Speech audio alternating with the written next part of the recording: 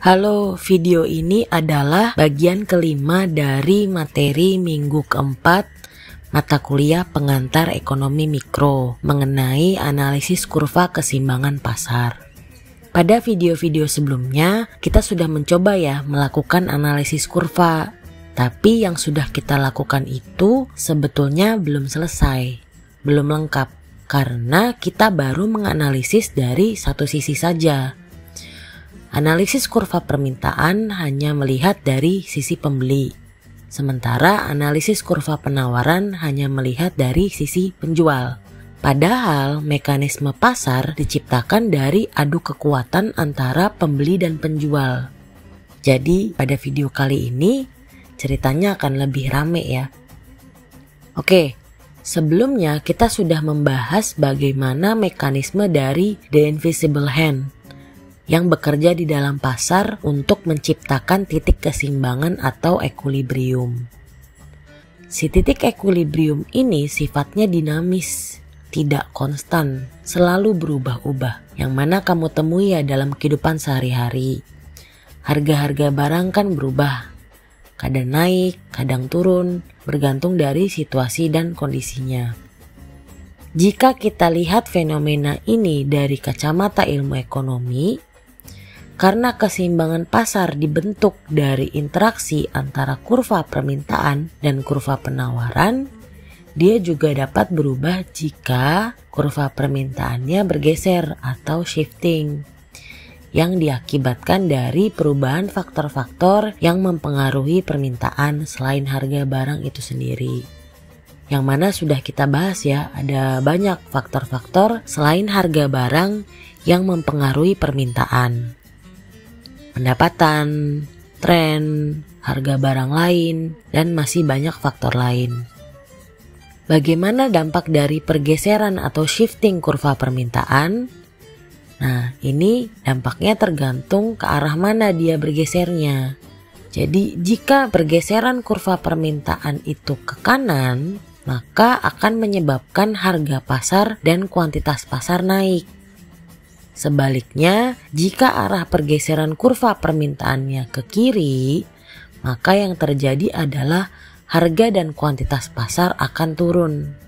Coba kita buktikan dengan contoh kasus. Nah, seperti yang tadi saya bilang, salah satu faktor yang mempengaruhi permintaan kan tren. Ini banyak sekali contoh kasusnya, biasanya barang musiman yang sifatnya hobi gitu. Contohlah ikan cupang gitu ya. Ikan cupang kan sebenarnya ikan tawar biasa yang bisa kamu temukan di sungai atau di empang. Tapi memang dijual gitu di toko ikan.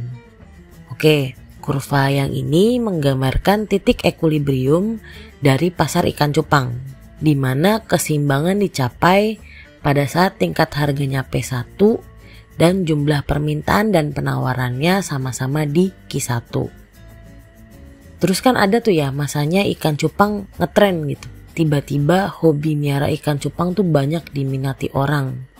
Artinya sekarang kondisinya di tingkat harga yang sama yaitu P1, permintaannya meningkat kan dari Q1 ke Q2. Jadi permintaannya bergeser nih dari titik E1 di equilibrium 1 ke titik, katakanlah kita namain titik B gitu ya. Nah, sampai sini kan ceritanya sama dengan analisis kurva permintaan. Si kurva permintaannya harus bergeser atau shifting ke kanan dari D1 ke D2. Cuma sekarang ceritanya ditambah nih karena ada kurva penawarannya. Yang tadinya mereka sudah seimbang, si kurva permintaan dan kurva penawaran sudah seimbang di titik E1, sekarang jumlah permintaannya lebih banyak daripada jumlah penawarannya. Jumlah penawarannya masih di Q1, jumlah permintaannya sudah naik ke Q2. Akibatnya excess demand atau supply shortage kan. Yang mau beli banyak, yang jualan sedikit, barangnya jadi langka. Akhirnya si harga ikan cupang ini berangsur-angsur naik hingga membentuk titik equilibrium baru di E2. di mana sekarang tingkat harganya di P2 dan jumlah barangnya sedikit berkurang ke Q3. Tapi tetap ya, antara titik keseimbangan yang lama di E1 dengan yang baru di E2 itu jumlah barangnya tetap nambah. Tuh lihat ya, tetap nambah kan, harganya naik, jumlah barang di pasar juga meningkat. Tapi sedikit terkoreksi oleh mekanisme pasar, sehingga alokasi sumber dayanya kembali menjadi efisien. Terbukti ya teori yang tadi, jika kurva permintaan bergeser ke kanan, maka harga dan jumlah barang di pasar akan meningkat. Sebaliknya, pas ikan cupangnya udah nggak ngetren lagi, kurva permintaannya akan bergeser ke kiri sehingga berangsur-angsur harga dan jumlah ikan cupang di pasar akan berkurang. Nah, keseimbangan pasar itu juga tentu saja bisa berubah jika kurva penawarannya bergeser atau shifting akibat perubahan dari faktor-faktor yang mempengaruhi penawaran selain harga barang itu sendiri. Jadi kan ada banyak ya, ada biaya produksi, teknologi, transportasi, dan masih banyak lagi. Ya dong, kan keseimbangan dibentuk dari permintaan dan penawaran. Berarti kedua kurva ini sama-sama berpengaruh pada dinamika keseimbangan pasar. Nah, menurut teori ekonomi nih, dampak dari kurva penawaran itu begini.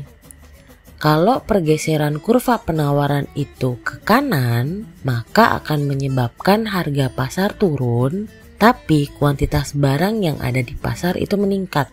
Sebaliknya, kalau penawarannya bergeser ke kiri, kurvanya bergeser ke kiri, maka akan menyebabkan harga pasar naik tapi kuantitas barangnya akan berkurang.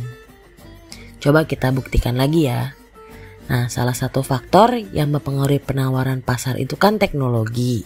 Misalnya nih batik, kalau dibuat dengan teknologi tradisional itu kan manual ya, dengan tangan dan canting. Bikinnya lama banget tuh. Bisa 3 bulan baru kelar satu kain dan harganya relatif mahal ya. Anggaplah si titik E1 ini menggambarkan equilibrium dari pasar batik yang dicapai pada saat tingkat harga P1 dan jumlah permintaan sama dengan jumlah penawaran di Q1. Nah, terus ada nih yang membuat teknologi namanya batik cap. Jadi bentuknya kayak stempel gitu ya, dibuat semacam cetakan motifnya, kemudian cetakannya dicelup ke pewarna, terus ditempel ke kain. Jadi lebih cepat kan kayak kamu ngecap. Nah, tadinya satu kain itu perlu 3 bulan untuk dikerjakan secara manual dengan canting. Sekarang dengan batik cap ini 3 hari aja bisa selesai dikerjakan. Akibatnya jumlah batik yang ditawarkan di pasar kan meningkat. Di harga barang yang sama pada tingkat P1, sekarang jumlah penawarannya bertambah dari Q1 ke Q2 yang mendorong kurva penawaran bergeser ke kanan. Biar ketemu tuh ke titik penawaran yang baru di titik B. Sampai sini kan ceritanya masih sama dengan analisis kurva penawaran. Nah, tapi mesti kita lanjutin nih ceritanya untuk tahu bagaimana dampaknya terhadap keseimbangan pasar. Oke, sekarang posisinya jumlah permintaannya kan masih tetap di Q1, sementara jumlah penawarannya bertambah di Q2. Artinya jumlah penawarannya lebih besar daripada jumlah permintaannya. Terjadi excess supply atau demand shortage. Tiba-tiba banyak banget batik yang membanjiri pasar. Ada dong ya batik yang gak laku-laku. Sehingga si penjual batik itu akan menurunkan harga batik berangsur-angsur gitu kan. Lama-lama harga batiknya turun hingga membentuk titik equilibrium baru di E2. Yang mana kalau kamu bandingkan dengan titik equilibrium E1, itu harganya turun tapi jumlah barang di pasarnya bertambah. Sesuai ya dengan teori tadi bahwa ketika kurva penawaran bergeser ke kanan, maka akan menyebabkan harga pasar turun, tapi jumlah barang di pasarnya bertambah. Sebaliknya, kalau kurva penawaran bergeser ke kiri, maka akan menyebabkan harga pasar naik, tapi jumlah barang di pasar berkurang. Tuh bisa kamu bandingin ya, antara yang E1 dengan E2. Nah sekarang bagaimana Bu kalau kurva permintaan sama kurva penawarannya geser barengan? Ya tambah seru kan ceritanya. Pada kondisi tertentu memang memungkinkan terjadi perubahan pada lebih dari satu faktor atau asumsi pada waktu yang bersamaan, yang mengakibatkan baik kurva permintaan maupun kurva penawaran bergeser bersama-sama. Dalam kasus ini, efeknya terhadap harga dan kuantitas barang di pasar bergantung pada seberapa besar pergeseran dari kedua kurva tersebut. Dengan kata lain, perubahan harga dan kuantitas pasar akan mengikuti kekuatan mana yang lebih dominan. Buat gampangnya saya bikin ini contekan ya. Jadi kan ada beberapa kemungkinan yang terjadi. Yang pertama ini kalau permintaannya tidak berubah, penawarannya juga tidak berubah. Ya berarti kan gak ada cerita apa-apa. Harganya tetap, jumlah barangnya juga tetap. Nah kalau permintaannya saja yang berubah, berarti kan di kolom yang ini.